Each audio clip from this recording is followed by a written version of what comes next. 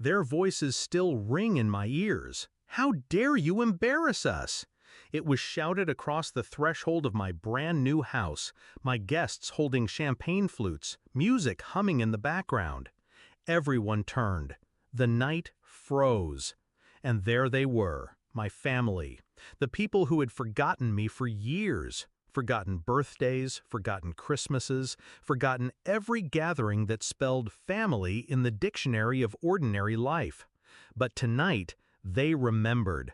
Tonight they came uninvited, demanding to be seen. They didn't know the trap was already set. There was a time when I believed exclusion was accidental. Oh, we thought you were busy. Oh, it slipped my mind. Oh, you live a little far. We didn't think you'd want the hassle. I swallowed those excuses like bitter medicine, again and again, until the pattern became impossible to deny. Every holiday photo uploaded without me. Every dinner table full, but with my chair absent. Every year, the same lie in a different dress. They didn't forget me. They erased me. And the cruelest part? I kept showing up anyway. Not at their dinners, no. I wasn't invited. But when their pipes burst, I was there. When their cars stalled, I drove. When bills piled up, I covered them. I was useful, never included. That kind of betrayal doesn't burn fast. It smolders. Years of slow ash building into something sharp enough to cut. The final break came last Christmas. I scrolled through social media and saw the smiling faces, my siblings, my parents, even the cousins I once babysat. A feast stretched across the table, candles glowing, laughter caught mid-frame. The caption? Family together. Family together without me. That's when the fire in me stopped begging for their warmth and decided to burn on its own. I didn't text them, I didn't confront them. I went quiet. Instead, I worked, I saved. Every dollar I once spent on being their safety net, I rerouted into my own foundation. While they celebrated without me, I met with realtors. While they laughed at tables I was barred from, I signed papers. I bought a house. Not just 4 walls and a roof, a stage, a weapon, my arena. Because revenge doesn't always look like destruction. Sometimes it looks like success. Sometimes the cruelest cut is thriving without the ones who tried to bury you. I planned my housewarming with precision. Invitations went out to colleagues, neighbors, friends who had stood by me through the years, even distant relatives who never chose sides but quietly saw the truth. Everyone came. Cars lined the street. My living room glowed with warmth, laughter, and the sound of glasses clinking. For once, the celebration revolved around me.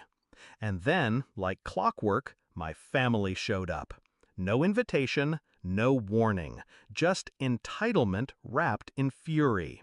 They walked in, scanning the crowd, realizing they were the only ones absent from my guest list. The air shifted. Whispers began. And then the shout, "How dare you embarrass us?" I turned to face them, calm, steady. The silence stretched like a held breath. Embarrass them? I stepped closer, every word deliberate, each one aimed like a knife. You forgot me for years. Every holiday, every dinner, every tradition you claimed was about family, you erased me from it. And I stayed quiet. I let you do it. But tonight, I didn't forget you. I excluded you. On purpose. Feel how it feels. Their faces drained. My sister shifted uncomfortably. My father's jaw clenched. My mother's eyes darted to the watching crowd, the truth unraveling around them. I didn't raise my voice. I didn't need to. The room was mine, the stage mine, the truth undeniable. They weren't embarrassed because I hurt them. They were embarrassed because I exposed them. I didn't wait for their reply. I turned my back on them and lifted my glass. My guests followed, the sound of laughter and conversation swelling again, drowning out the awkward silence my family carried like a shroud. They left soon after, and I stayed. For years, I begged silently for inclusion. Tonight, I gave myself something better: power. I didn't destroy them, I simply let the world see them for what they were. And I let them feel, if only once, the weight of being invisible. When I think of that night, I don't hear their shout anymore. I hear my own silence, strong, final. And if they ever ask me again how I dared to embarrass them, my answer will always be the same. I didn't embarrass you. I mirrored you, and you didn't like the reflection.